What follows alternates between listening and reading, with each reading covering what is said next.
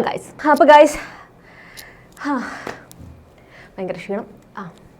നാരങ്ങാവെള്ളം വേണ്ട. ഓക്കെ. അപ്പോൾ നമ്മളിപ്പോൾ സോഷ്യൽ മീഡിയ ഒരുപാട് റീൽസും കാര്യങ്ങളൊക്കെ കണ്ടുകൊണ്ടിരിക്കുകയാണ്. സത്യം പറഞ്ഞാൽ ഞാനൊരു ക്രിഞ്ച് ഫാക്ടറായിട്ടാണ് വന്നിരിക്കുന്നത്. സത്യം പറഞ്ഞാൽ ഞാൻ പറയുന്നതൊക്കെ ക്രിഞ്ച് ആയതുകൊണ്ടാണ് ഞാൻ ക്രിഞ്ച് എന്ന് പേരിട്ടിരിക്കുന്നത്. സോ എൻ്റെ ക്രിഞ്ച് ഫാക്ടറിലേക്ക് നിങ്ങൾക്ക് എല്ലാവർക്കും സ്വാഗതം. നാട് ഓടുമ്പോൾ നടുവിലൂടെ ഓടണമെന്നാണല്ലോ നമ്മുടെ പഴമൊഴി. അപ്പോൾ ആ പഴമൊഴി അനുസരിച്ചിട്ടാണ് ഞാൻ സഞ്ചരിക്കുന്നത്. അപ്പോൾ ഞാനൊരു വീഡിയോ കണ്ടപ്പോൾ അങ്ങ് ഇല്ലാണ്ടായി പോയടോ. ഈ ഒക്കെ ഇന്ന് എന്നൊക്കെ പറഞ്ഞു കഴിഞ്ഞാൽ എന്താ ഒരു ഇതാണല്ലേ, ഭയങ്കര സാധനമാണ്. നിങ്ങളിത് കണ്ടോ? ഇത് കുറച്ച് ക്രിഞ്ചാണ്, പക്ഷെ കുറച്ച് ക്യൂട്ടാണ് അല്ലേ? ആ ഒരു സാധനം എന്താ ഒരു രസം ഈ നായികമാരൊക്കെ കാണാൻ വേണ്ടിയിട്ട്.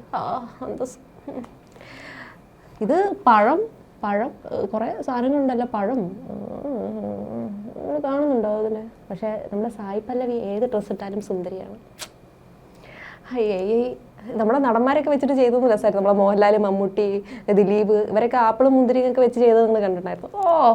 എമ്മാരി ഐറ്റം സാധനം. പക്ഷെ ക്രിഞ്ചാണ്, പക്ഷെ ക്യൂട്ടാണ്. എന്ത് രസമല്ലേ. നമ്മുടെ സായി പല്ലവി കൊള്ളാം.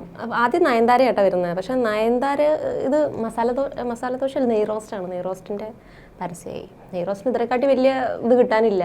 കാരണം നമ്മുടെ ലേഡി സൂപ്പർ സ്റ്റാറിനെ വെച്ചിട്ടാണല്ലോ ഇത് ചെയ്തിരിക്കുന്നത്. ഭയങ്കര ബുദ്ധിയാണ്. നമ്മുടെ കാജൽ അഗർവാൾ പൊറോട്ടയായിരുന്നു. പൊറോട്ട വെച്ചിട്ടുള്ള അല്ലേ, നല്ല രസമുണ്ട്. പക്ഷേ അനുഷ്കനെ കണ്ട? അനുഷ്ക ഷെട്ടി അപ്പം അല്ല, ഇഡലിയാണല്ലേ അത്? ഇഡലിയല്ലേ അത്? അല്ലേ ഗൈസ്? കൊള്ളാം. നമ്മുടെ സായി പല്ലവി ഏത് ഡ്രസ്സ് ഇട്ടാലും സുന്ദരിയാണല്ലേ. മുന്തിരി കൊള്ളാം. ഇതെന്താ നൂഡിൽസോ? നമ്മുടെ തൃശ്ശ ഇട്ടേക്കുന്ന നൂഡിൽസാണോ ഗൈസ്? അത് തൃശ്ശ തന്നെയല്ലേ?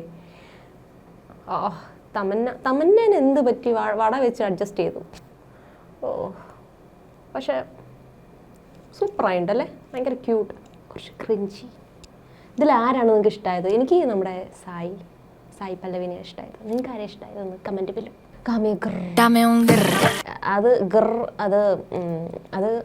നമ്മുടെ സോഷ്യൽ മീഡിയയിൽ, അതായത് ഇൻസ്റ്റാഗ്രാമിൽ ഇപ്പോൾ മറ്റേ സിംഹം ഇറങ്ങി അത് കഴിഞ്ഞ് കഴിഞ്ഞാൽ പിന്നെ അവർ ഇട്ട ബനിയനും ട്രൗസറൊക്കെ മാറിയിട്ട് അവർ നല്ല അപ്സരസ് ആയിട്ട് വരും. പക്ഷേ ആ അപ്സരസിൽ ഞാൻ കണ്ടതിൽ എനിക്ക് ഏറ്റവും കൂടുതൽ ഇഷ്ടമായത് നമ്മുടെ മലയാളം സിനിമയിൽ ഇപ്പോൾ ഉയർന്നു വരുന്ന, മലയാള സിനിമയിൽ മാത്രമല്ല സോഷ്യൽ മീഡിയയിലും മലയാള സിനിമയിലും കൂടി ആയിട്ട് ഉയർന്നു വരുന്ന കുറച്ച് താരസുന്ദരിമാരെ ഞാൻ കണ്ടു. നെപ്പോ കിഡ്സും ഉണ്ട് അതിൽ.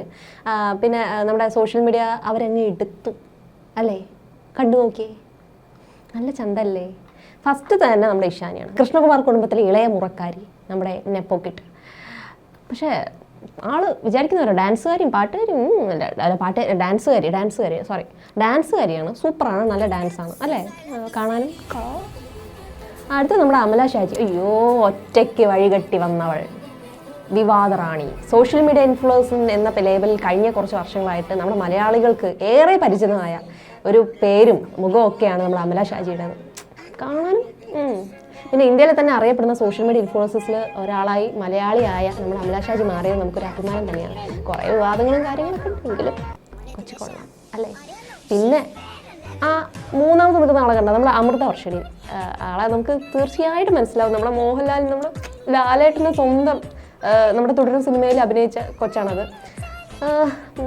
മോഹൻലാലിൻ്റെ ഈ കൊച്ചും വഴിവെട്ടി ഒറ്റയ്ക്ക് വന്നവളാണ്. കുറേ റീൽസൊക്കെ ചെയ്ത് വൈറലായി അല്ലേ? റീൽസൊക്കെ കാണാറില്ലേ? പക്ഷേ ഈ കൊച്ചു കൊള്ളാം അല്ലേ? കൊള്ളാം. അടുത്ത നമ്മുടെ ശിവാനി. അതിങ്ങനെ പറയണ്ടല്ലോ, നമ്മുടെ ഉപ്പും മുളകും താരം. അത് നമുക്കൊരു വികാരമാണ് അല്ലേ. 90s കിഡ്സ് അതായത് എനിക്ക് അങ്ങനെയൊന്നുമല്ല. ഉപ്പും മുളകും എല്ലാവർക്കും ഇഷ്ടമുള്ളൊരു പരമ്പര തന്നെയാണ്. അപ്പോൾ അതിൽ ശിവാനി നമുക്ക് എല്ലാവർക്കും ഇഷ്ടമാണ്. പക്ഷേ മറ്റുള്ളവരെക്കാട്ടി കൊള്ളാം. ഇതിലാരെ ശരിക്കും നിങ്ങൾക്ക് ഇഷ്ടമായത്? സത്യം പറഞ്ഞാൽ എനിക്ക് ഇഷ്ടമായത് ശിവാനീനെയാണ്. മാത്രമല്ല ഞാനും ശിവാനിയും തമ്മിൽ കമ്പനിയാണ് കേട്ടോ. വിശ്വാസമില്ല? എന്നാൽ ഈ ഫോട്ടോ ഇവിടെ കിടക്കട്ടെ, ഞാൻ ഇവിടെ ഒട്ടിക്കാട്ടോ. ഈ ഫോട്ടോ ഒട്ടിക്കാം. എന്നെ വിശ്വാസമില്ലെങ്കിൽ മാത്രം ഇത് കണ്ടാൽ മതി. അയ്യോ തള്ളേ, ഇതാ കിടക്കുന്നത് നമ്മുടെ കേരളത്തെ ഒറ്റ ദിവസം കൊണ്ട് മാറ്റിമറിച്ച മുതൽ നമ്മുടെ ദിയ കൃഷ്ണ. നേരത്തെ നമ്മളെ കൃഷ്ണകുമാർ കുടുംബത്തിലെ മറ്റൊരു പെൺതരി. ഇപ്പോൾ സോഷ്യൽ മീഡിയയിൽ ഏറ്റവും കൂടുതൽ ട്രെൻഡിങ് ലിസ്റ്റിൽ ഫസ്റ്റ് കിടക്കുന്നത് നമ്മുടെ ദിയാണ്. ബട്ട് ഈ ഫോട്ടോ കണ്ട? ഫോട്ടോ ദിയൻ്റെ ഈ ഫോട്ടോ കണ്ടോ? നമ്മുടെ പ്രസവമുറിയിൽ നിന്ന് എടുത്ത ഫോട്ടോയാണ്. ഞാൻ സ്ക്രീൻഷോട്ട് വെച്ചിട്ടുണ്ട്, നോക്കി. ദിയ കരയുന്ന കണ്ടോ? ഇതിൽ നിന്നാണ് ഇപ്പോൾ ഒരു സംശയം ഉരുത്തിരിഞ്ഞ് വന്നിരിക്കുന്നത്. അതിൻ്റെ പക്ഷേ രാമൻപിള്ളേ ഒരു സംശയം, ഈ ഫോട്ടോ കണ്ടപ്പോൾ ഒരു സംശയം വന്നത്, ഇതിൽ ഭയങ്കരമായിട്ട് നമ്മുടെ ദിയ കരയുന്ന ഫോട്ടോ അല്ലേ നമ്മൾ കണ്ടത്. നമ്മൾ ആ വീഡിയോ എല്ലാവരും കണ്ടു കാണണം, വൈറൽ വീഡിയോ അല്ലേ. ഈ എപ്പിഡൂറൽ അനസ്തേഷ്യ എന്ന ഒരു ഇതെടുത്തു കഴിഞ്ഞാൽ നമ്മുടെ പ്രസവ വേദന അറിയില്ല എന്ന് പറയാം. അപ്പോൾ ദിയ നാടകം കളിച്ചു എന്നാണ് പറയുന്നത്. ദിയ നാടകം കളിച്ചതാണോ ഗൈസ്? നിങ്ങൾക്ക് എന്ത് തോന്നുന്നു? എനിക്ക് വീഡിയോ കണ്ടപ്പോൾ സത്യം പറഞ്ഞാൽ ഭയങ്കരമായിട്ട് ഒരു ഫീലായിരുന്നു. ഞാനൊരു പെൺകുട്ടിയാണല്ലോ ഗൈസ്. അപ്പോൾ ഈ പ്രസവ വേദന കുറയ്ക്കാനുള്ള എപ്പിഡൂറൽ അനസ്തേഷ്യ എടുത്തിരുന്നുവെന്നും അതിനാൽ വീഡിയോയിൽ ദിയ അഭിനയിക്കുകയാണെന്നൊക്കെ ഒരു രഞ്ജിത രാജ് എന്ന ഒരു പ്രൊഫൈലിൽ നിന്നൊരു കമൻറ്റ് കണ്ടായിരുന്നു. അപ്പോൾ പ്രശസ്തിക്ക് വേണ്ടിയാണ് ദിയ ക്യാമറയ്ക്ക് മുന്നിൽ അഭിനയിച്ചതെന്നും ഫേസ്ബുക്കിൽ ഇങ്ങനെ ഒരു കുറിപ്പൊക്കെ ആയിട്ട് കിട്ടപ്പം ഒരു വലിയൊരു ചർച്ചയായിട്ട് ഇങ്ങനെ കിടക്കുന്നുണ്ട്. ആ വീഡിയോ കൂടി ഇട്ടിട്ടുണ്ട്, ദിയ ഇങ്ങനെ കടന്ന് ഇങ്ങനെ കരയുന്ന ഒരു വീഡിയോ ഒക്കെ ഇട്ടിട്ടുണ്ട്. അത് കാണുമ്പോൾ നമുക്ക് ശരിക്കും പറഞ്ഞ ഒരു ഫീലല്ലേ തോന്നുന്നുണ്ട്. ഇത് വിമർശനമാണ്, വിമർശിക്കാത്ത ആരുണ്ട്? ഞാനിപ്പോൾ തന്നെ ചെയ്തുകൊണ്ടിരിക്കുന്നത്. ഓക്കെ, ഈ ദിയ കൃഷ്ണയുടെ പ്രസവ വീഡിയോ ഒരു മുൻകൂട്ടി തയ്യാറാക്കിയ നാടകമാണെന്നാണ് പറയുന്നത് ഇവർ. മാത്രമല്ല പ്രസവവേദന കുറയ്ക്കാൻ ഉപയോഗിക്കുന്ന എപ്പിഡൂറൽ അനസ്തേഷ്യ എടുത്ത ശേഷമാണ് ദിയ പ്രസവിച്ചത്. അത് പറഞ്ഞിട്ടുണ്ടായിരുന്നു. അപ്പോൾ ഈ ഒരു കാര്യം മറച്ചു വെച്ചുകൊണ്ട് ക്യാമറയ്ക്ക് മുന്നിൽ കുടുംബസമേതം ഒരു സ്ക്രിപ്റ്റൊക്കെ ഉണ്ടാക്കി അഭിനയിച്ച് ചാളാക്കി കൊളാക്കി എന്നൊക്കെയാണ് ഇങ്ങനെ പറയുന്നത്. ഈ വ്ളോഗിങ് ചാനൽ വിജയിപ്പിക്കാനാണ് ഇത് ചെയ്തതെന്ന് പറയുന്നത്. മാത്രമല്ല നമ്മുടെ പേളിമാണിയില്ലേ, പേളിമാണി അതിൻ്റെ ഫേവറേറ്റ് ആട്ടോ പേളിമാണി. ആക്ച്വലി എനിക്ക് ഭയങ്കര ഇഷ്ടമാണ്. അപ്പോൾ പേളിമാണിയുടെ പ്രസവ വീഡിയോയിൽ നിന്ന് പ്രചോദനം ഉൾക്കൊണ്ടാണ് ഇതിൻ്റെ തിരക്കഥ തയ്യാറാക്കിയത്. തിരക്കഥ വരെ ഉണ്ടായിട്ടായിരുന്നു. അപ്പം അങ്ങനെയാണ് ഈ ഒരു പ്രസവം എന്നാണ് പറയുന്നത്. പക്ഷേ നമ്മൾ വിടുമോ? എൻ്റെ പൊന്ന് തള്ളേ, അതൊന്നുമല്ല. പ്രസവം നേരിട്ട് കണ്ടിട്ടില്ലാത്തവരെ ഇത് വിശ്വസിപ്പിക്കാൻ സാധ്യതയുണ്ടെങ്കിലും ദിയയുടെ അഭിനയം മോശമായിരുന്നു എന്നൊക്കെ പറയുന്നുണ്ട് അവർ. ഈ വീഡിയോ സമൂഹത്തിന്, പ്രത്യേകിച്ച് ഒരു പുതിയ തലമുറയ്ക്ക് ഒരു തെറ്റായ സന്ദേശമാണ് നൽകുന്നതെന്നാണ് ഈ രചിത എന്നുള്ള അവരുടെ ഒരു പ്രധാനമായിട്ടുള്ള ഒരു വിമർശനമായിട്ട് വരുന്നത്. പക്ഷെ എനിക്കിത് കേട്ടപ്പോൾ എന്തൊരു തള്ളേ ഇവർ പറയണത് എന്ന് തോന്നിപ്പോയി. കാരണം തൻ്റെ അമ്മൂമ്മയും അമ്മയൊക്കെ മറ്റേ ഈ പ്രസവ വേദനയെക്കുറിച്ച് സംസാരിച്ചിട്ടില്ലാത്തത് കൊണ്ടാവാം തനിക്ക് പ്രസവം പേടിപ്പെടുത്തുന്ന നന്നായി തോന്നാതിരുന്നതെന്നാണ് പറയുന്നത്, ഈ രഞ്ജി തന്നെ പറയുന്നത്. അപ്പോൾ പിന്നെ എന്തിനാണ് ഇങ്ങനെയൊക്കെ പറയുന്നത്? അനുഭവവും ഇല്ല, പറഞ്ഞത് അറിയുമില്ല, പിന്നെ എന്തിനാണ് ഇങ്ങനെയൊക്കെ പറയുന്നത്? പടച്ചു വിടുന്നത് എന്തിനാണ്? അപ്പോൾ സ്വന്തം പ്രസവ സമയത്താണ് വേദന കുറയ്ക്കാനുള്ള എപ്പിഡൂറൽ അനസ്തേഷ്യയെക്കുറിച്ച് അറിഞ്ഞതും അത് ഉപയോഗിച്ചതും എല്ലും ഉറങ്ങുന്നത് പോലുള്ള വേദന ഒഴിവാക്കാൻ ഇത് സഹായിക്കുമെന്നും വേദന സഹിച്ചാലേ കുഞ്ഞിനോട് സ്നേഹം ഉണ്ടാകും എന്നുള്ള പഴഞ്ചൻ ചിന്തകൾ ഉപേക്ഷിച്ച് ശാസ്ത്രത്തിൻ്റെ വളർച്ച പ്രയോജനപ്പെടുത്തണമെന്നാണ് അവർ അഭിപ്രായപ്പെടുന്നത്. അപ്പോൾ എനിക്കറിയില്ല അവരെന്താ ഉദ്ദേശിച്ചതെന്ന്, സത്യമായിട്ട് എനിക്കറിഞ്ഞൂടാ. എന്തായാലും നമ്മുടെ രഞ്ജിത ചേച്ചി ഭയങ്കര രണ്ട് തോണിയിലൊക്കെ നിന്നിങ്ങനെ പറഞ്ഞുകൊണ്ട് എനിക്കൊന്നും മനസ്സിലായില്ല. പക്ഷേ ദിയയുടെ വീഡിയോ അത് പക്കയാണ്. നമ്മുടെ കേരളത്തിലുള്ള എല്ലാ അമ്മമാർക്കും സ്ത്രീകൾക്കും വളരെ ഇതായിട്ടാണ് എനിക്ക് തോന്നിയത്. ഗൈസ്, നിങ്ങളുടെ ഒരു എന്താണ് നിങ്ങൾ കമൻറ്റ് ബിലോ. ഇതേ വന്നു നമ്മുടെ സുരേഷ് ഏട്ടൻ. അയ്യോ മറന്നു മോനെ, ലാലേട്ടനെ കോപ്പി അടിക്കല്ലേ സുരേഷ് ഏട്ടൻ, അതൊക്കെ മോശമല്ലേ? ട്രെൻഡിങ് ആക്കുക കേട്ടോ നമ്മുടെ സുരേഷ് ഏട്ടൻ. ഇന്നലെ പുറത്ത് വെച്ച് കണ്ടപ്പോൾ ഇങ്ങനെ ഒരു നമ്മുടെ മാധ്യമപ്രവർത്തനം എടുത്ത്, പിന്നെ മോനെ നിന്നെ ഞാൻ പിന്നെ എടുക്കാം കേട്ടോ, ഞാൻ നിന്നെ നോക്കി വെച്ചിട്ടുണ്ട് എന്നൊക്കെ പറയണമെന്ന് പറഞ്ഞിട്ട് ലാലേട്ടൻ പറഞ്ഞ പോലെ പറയണമെന്നൊക്കെ സുരേഷ് ഏട്ടൻ ഭയങ്കര സ്നേഹത്തോടു കൂടി പറയുന്ന ആ വീഡിയോ കോപ്പി അടിക്കല്ലേ പ്ലീസ്. നിങ്ങൾ തൃശ്ശൂർ എല്ലായിടത്തും എടുത്തോ, പക്ഷേ നമ്മുടെ ലാലേട്ടൻ്റെ ഇത് മാത്രം നമ്മുടെ ലാലേട്ടൻ്റെ ഡയലോഗ് എടുക്കാൻ നമ്മൾ സമ്മതിക്കില്ല. മമ്മൂക്കൊക്കെയാണ് വരുന്നത്. നമ്മുടെ ലാലേട്ടൻ്റെ ഇതൊന്നും എടുക്കാൻ ഞങ്ങൾ സമ്മതിക്കില്ല ഗൈസ്. അല്ലേ ഗൈസ്, നിങ്ങൾക്ക് നിങ്ങളുടെ അഭിപ്രായം എന്താണെന്ന് വെച്ചാൽ പറയൂ അല്ലേ? കാരണം എനിക്കും തോന്നി എന്തിനാണ് ലാലേട്ടൻ്റെ അതൊക്കെ എടുത്ത് പറയുന്നത്? അതൊക്കെ എന്തിനാ മോശം. ലാലേട്ടൻ തന്നെ, സുരേഷ് ഏട്ടൻ തന്നെ അല്ലേ? നമുക്ക് അങ്ങനെ കളയാം. ഓക്കെ, ഇതേ പൊന്നോ കിടക്കണ് നമ്മുടെ രേണു ചേച്ചി. അയ്യോ, സത്യം പറഞ്ഞാൽ സഹതാപമുണ്ട്. ഈ വീഡിയോ കണ്ടോ?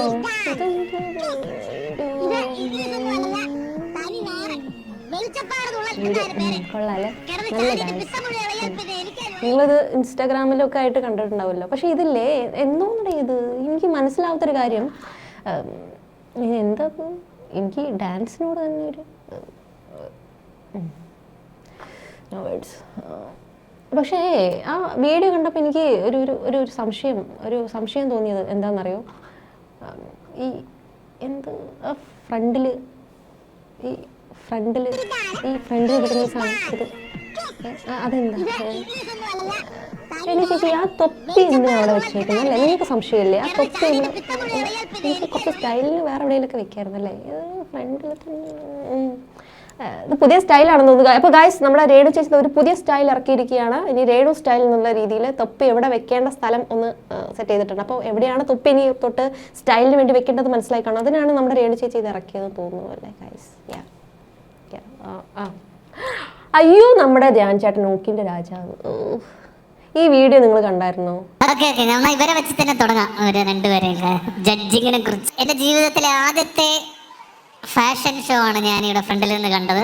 ഒരു തിരിച്ചറിവ് ഒരു പാഠമെന്ന് വെച്ച് കഴിഞ്ഞാൽ ആഴ്ചക്ക് ഫാഷൻ ഷോ കാണണം എവിടെയെങ്കിലും പോയിട്ട്. അന്ന് ഇതുപോലത്തെ ജഡ്ജിമാരും കുറെ ചോദ്യങ്ങൾ ഉണ്ടാവാതിരുന്നാൽ മാത്രം കാവ്യ മാധവൻ ഓർ മഞ്ജു വാര്യർ ഓർ ഭാവന ഇതൊക്കെയാണോ ചോദ്യം? കാവ്യ മാധവൻ ഓർ മഞ്ജു വാര്യർ എന്നുള്ള ചോദ്യത്തിന് ശേഷം ഞാൻ പ്രതീക്ഷിച്ച ചോദ്യം ദിലീപ് ഓർ പൾസർ സുനി എന്നുമല്ലായിരിക്കുന്നു. അങ്ങനെ ചോദ്യം വേണമെന്ന് ചോദിക്കണ്ട ചോദിച്ചോ? What is A woman? എന്തൊക്കെയാ ബിൻചേട്ടാ?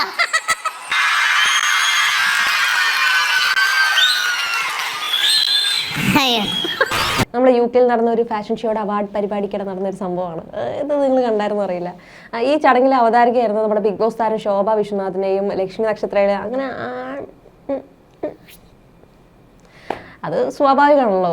ധ്യാൻ ചേട്ടൻ്റെ മുന്നിൽ ആര് ചെന്ന് കേട്ടാലും ഈശ്വര ഈ വീഡിയോ ഒന്നും കാണല്ലേ. ഈ ആര് ചെന്ന് വിട്ട് കഴിഞ്ഞാൽ ഇങ്ങനെയാണ് അവസ്ഥ. നേരത്തെ ഈ നമ്മുടെ സി കേരളം സൂപ്പർ ഷോ ഇല്ലായിരുന്നോ? ആ സൂപ്പർ ഷോ നമ്മുടെ ഷോയിൽ വെച്ചിട്ട് ലക്ഷ്മി ചേച്ചിക്ക് അത്യാവശ്യം നല്ല രീതിയിൽ ഒരു കിട്ടിയിട്ടുണ്ടായിരുന്നു. പിന്നെ മൂപ്പര് തഗ്ഗിൻ്റെ രാജാവായോണ്ട് പറയണ്ടല്ലോ, സ്വാഭാവികം. അപ്പം ഈ ജഡ്ജിനെ കുറിച്ച് സംസാരിച്ചു കൊണ്ടിട്ടാണ് ആ പ്രോഗ്രാമിൽ ഇപ്പം നടന്ന ഒരു ദുബായ് ഷോയിൽ വെച്ചിട്ട് നമ്മൾ ധ്യാൻ തുടങ്ങിയത്. ആദ്യം ഇതിൽ ഏറ്റവും വലിയ കോമഡി ധ്യാൻ പറഞ്ഞത് എങ്ങനെ അറിയോ? കാവ്യമാധവൻ ഓർ മഞ്ജു വാര്യർ എന്ന ചോദ്യത്തിന് ശേഷം ഇത് സത്യം പറഞ്ഞ അവതാരകർക്കുള്ള നല്ലൊരു ഇതായിരുന്നു. ഞാനൊരു അവതാരകയാണ്, പക്ഷേ എങ്കിൽ പോലും പക്ഷെ എനിക്ക് ഇത് കണ്ടപ്പോഴേ ഭയങ്കര ഇഷ്ടമായി. അത് ഞാൻ ഈ ഇതെടുത്തത് കേട്ടോ. ഈ കാവ്യമാധവൻ ഓർ മഞ്ജു വാര്യർ എന്ന ചോദ്യത്തിന് ശേഷം ഞാൻ പ്രതീക്ഷിച്ചത് ദിലീപ് ഓർ പൾസർ സുനി എന്ന വല്ല ചോദ്യമാണ്. അത് കേട്ടപ്പോൾ വേദി കൊണ്ട് ചിരിച്ച് ഞാനും ചിരിച്ചുപോയി. അങ്ങനെ ഒരു ചോദ്യമൊക്കെ വേണമെങ്കിൽ ചോദിക്കാൻ കേട്ടോ എന്നാണ് ഞാൻ പറഞ്ഞത്. പിന്നെ ലക്ഷ്മിയുടെയും ശോഭയുടെയും ഇംഗ്ലീഷിൽ തന്നെ UK വന്ന ശേഷം ഒരു മാറ്റം ഉണ്ടെന്ന് പറയുന്നുണ്ട്. ഇത് ലക്ഷ്മീനെ നമ്മുടെ ശോഭേനെ ഇട്ട് പൊരിക്കുന്ന ആ ഒരു ഇതാട്ടെ ഞാൻ കണ്ടത്. അതിൽ അവിടുത്തെ ഒരു നമ്മുടെ രഞ്ജിനി ചേച്ചിനെയൊക്കെ നമുക്ക് ഓർമ്മ. രഞ്ജിനി ചേച്ചിനെ നമ്മുടെ ജഗതി ശ്രീകുമാർ ചേട്ടൻ സ്റ്റേജിലിട്ട് നല്ല അസലായിട്ട് നമ്മൾ ഹലോ ഈ സാധനത്തിന് നന്നായിട്ട് പറഞ്ഞത് നിങ്ങൾ ഓർക്കുന്നുണ്ടാവുമല്ലോ. അതുപോലെ ആ ദുബായ് ആ ഒരു സ്റ്റേജിൽ വെച്ചിട്ട് ധ്യാൻ നല്ല അലക്കി കൊടുത്തു. അതിൽ നമ്മുടെ ധ്യാൻ പറഞ്ഞത് എന്താ അറിയോ? Can I have 1 glass of chai and പഴംപൊരി എന്നാണ് നമ്മുടെ ഇവർ അവിടെ മറ്റേ ദുബായിലേക്ക് പോയപ്പോൾ ഇവരുടെ ലാംഗ്വേജ് ഇങ്ങനെ മാറിയെന്നാണ്. പഴംപൊരി ആൻഡ് ഗ്ലാസ് ഓഫ് ചായ. അപ്പോൾ പിന്നെ ധ്യാൻ ചേട്ടൻ പറയുന്നുണ്ട് ശോഭയ്ക്ക് പഴംപൊരിയുടെ ഇംഗ്ലീഷ് അറിയില്ലേ, ബനാന ഫ്രിറ്റേഴ്സ് എന്നൊക്കെ പറഞ്ഞിട്ട് എൻ്റെ അമ്മ അലക്കി തേച്ച്. ഇനി ആരും ഇങ്ങനെ പോയി കഴിഞ്ഞാൽ ധ്യാനിൻ്റെ മുന്നിൽ വെച്ചിട്ട് ഇംഗ്ലീഷ് പറയില്ല. അതുകൊണ്ട് ഇംഗ്ലീഷിനെ തന്നെ അലക്കി തേച്ച് കൊടുത്ത് ആരാ ഒരു മോൻ. സ്വാഭാവികം. ഓക്കെ. അയ്യോ ദേ വീണ്ടും ദിയ. നിങ്ങൾ ദിയേൻ്റെ വീഡിയോ ഞാൻ നേരത്തെ ഒരു സംഭവം പറഞ്ഞിട്ടുണ്ടായിരുന്നു. അപ്പോൾ ഈ വേറൊരു മറ്റേ ഒരു സത്യം പറഞ്ഞു കഴിഞ്ഞാൽ ദിയേൻ്റെ വീഡിയോ എന്ന് പറഞ്ഞാൽ മറ്റേ പ്രഗ്നൻറ്റ് ഒരു ഡോക്യുമെൻ്ററി എന്ന് പറഞ്ഞാൽ ഒരു ഒന്നൊന്നര റിസർച്ച് മെറ്റീരിയൽ ആണെന്ന് എല്ലാവരും പറയുന്നുണ്ട്. പക്ഷേ നമ്മൾ സാധാരണക്കാർക്ക് അത് പറ്റുമോ? ഈ വീഡിയോ കണ്ടപ്പോൾ ഒരുപാട് കമൻസ് ആയിട്ട് ഞാൻ കണ്ടത് ഇത് സാധാരണക്കാർക്ക് പറ്റുമോ ഇല്ലേ എന്നുള്ള ഒരു ചോദ്യമുണ്ട്. പക്ഷേ ഈ സ്യൂട്ട് റൂമിൻ്റെ ദിയ പ്രസവിച്ച പ്രസവ മുറിയുടെ കുട്ടിക്കാലം നമ്മൾ എല്ലാവരും കാണുന്ന ഒരു ഇതുണ്ടല്ലോ, പ്രസവ മുറി നമ്മൾ പുറത്ത് വെയിറ്റ് ചെയ്യുന്നു. അതൊന്നും ഇല്ലാണ്ട് ഫാമിലി മൊത്തമാകെ ഒരു ഫാമിലി ടൂർ പോലെ എല്ലാവരും കൂടി ഇരുന്ന് ഫോട്ടോ ഒക്കെ എടുക്കുന്ന വീഡിയോ ഒക്കെ നമ്മൾ കണ്ടിട്ടുണ്ടാവും. അത് കണ്ടപ്പോൾ ഞാൻ അങ്ങനെ വിചാരിച്ചു, അങ്ങനെയാണെങ്കിൽ നമ്മുടെ കുടുംബത്തിലും ഇത് നമുക്ക് പറയാമല്ലോ, ഇങ്ങനെ ഉണ്ട്. അങ്ങനെയാണെങ്കിൽ നമുക്ക് എല്ലാവരും കൂടി ഒരു കുടുംബസമേതം ഒരു സെൽഫിയൊക്കെ എടുത്ത് ഒരു ലൈവ് വീഡിയോ ഒക്കെ എടുക്കാം എന്നുള്ളൊരിതാണല്ലോ. പക്ഷേ എല്ലാവരും ചിന്തിക്കുന്ന കമൻറ്റ് ബോക്സിലൊക്കെ എല്ലാവരും ഇതിന് എത്ര രൂപയാണ്, ഈ സ്യൂട്ട് റൂമിന് എത്രയാണെന്നാണ്. അതാണ് സംഭവം. അപ്പോൾ ഈ റൂമിനെ കുറിച്ച് നമ്മുടെ അതിൽ സിന്ധുകൃഷ്ണ പറയുന്നുണ്ട്, ഈ റൂമിനെ കുറിച്ച് ഞങ്ങൾ അറിയുന്നത് അമ്മുവിൻ്റെ സുഹൃത്ത് സോറയിൽ നിന്നാണ്. അതായത് അതെ, സോറയാണ് ഞങ്ങൾക്കത് റെക്കമെൻഡ് ചെയ്തത്, ഞങ്ങൾ നിങ്ങൾക്ക് റെക്കമെൻഡ് ചെയ്യുന്നു എന്ന് പറഞ്ഞിട്ടാണ് വീഡിയോ ഇറക്കിയിട്ടുള്ളത്. അപ്പോൾ പറഞ്ഞു വന്നത്, ഈ ആശുപത്രിയിൽ ഒരു ആശുപത്രിയിൽ വന്നൊരു ഫീലല്ല, ഒരു 5 സ്റ്റാർ ഹോട്ടൽ വന്ന ഫീലായിരുന്നു.